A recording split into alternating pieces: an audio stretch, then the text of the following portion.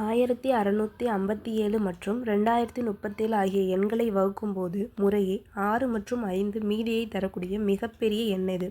இப்போ இந்த கொஸ்டினில் வந்து என்ன கேட்குறாங்க அப்படின்னா, 2 நம்பர் கொடுத்துட்டாங்க. இந்த 2 நம்பரை வந்து ஏதோ ஒரு நம்பர் கூட டிவைட் பண்ணும்போது இந்த நம்பருக்கு வந்து 6 பேலன்ஸாகவும் இந்த நம்பருக்கு 5 பேலன்ஸாகவும் கிடைக்கிது அப்படின்னா, ஒரு நம்பரை வகுக்கிறோம் பார்த்திங்களா, அந்த நம்பர் என்ன அப்படின்னு தான் வந்து கேட்குறாங்க.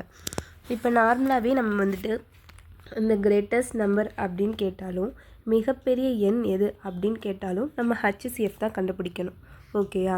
இப்போ பார்த்தோம் அப்படின்னா வந்துட்டு நமக்கு என்னென்ன நம்பர் கொடுத்துருக்காங்க, 1657 2037 கொடுத்துட்டு இதுக்கு பேலன்ஸ் வந்து 6 வருது அப்படின்னும் இதுக்கு பேலன்ஸ் 5 வருதுன்னு கொடுத்துட்டாங்களா.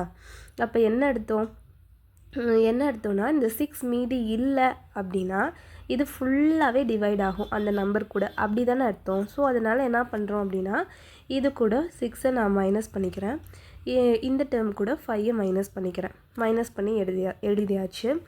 இப்போ கிரேட்டஸ்ட் நம்பர் அப்படின்னு கேட்டாலே நம்ம அந்த இடத்துல என்ன பண்ணுவோம், ஹச்சிசிஎஃப் தான் கண்டுபிடிப்போம். இப்போ இது வந்துட்டு பெரிய நம்பராக இருக்குது, இதுக்கு ஹச்சிசிஎஃப் கண்டுபிடிக்க கஷ்டம் அப்படின்னால நம்ம என்ன பண்ணுறோன்னா ஆப்ஷன் மெத்தட்லேருந்து போகிறோம்.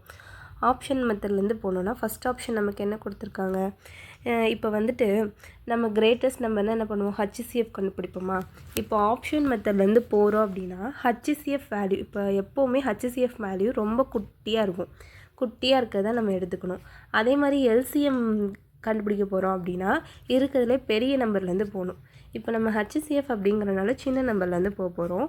ஆனால் வந்து ஃபஸ்ட்டு பார்த்தோம் அப்படின்னா 95 இருக்கா, இப்போ 95ஆல் இது ரெண்டுமே வந்து டிவைட் ஆகாது நமக்கு தெரியும். எப்படின்னா லாஸ்ட் நம்பர் பாருங்களேன், இங்கே வந்து 1 இருக்குது, இங்கே பார்த்தோன்னா 2 இருக்குது, அப்போ ரெண்டுமே 95ஆல் டிவைட் ஆகாதா.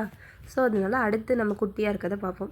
குட்டியாக இருக்கிறது என்னது, 127 அதை எடுத்துக்கிறோம். இப்போ வந்துட்டு 1651 127ஆல் டிவைட் பண்ணுறோம். ஃபஸ்ட்டு என்ன பண்ணுவோம், ஃபஸ்ட்டு 1 டைம் போட்டுப்போமா.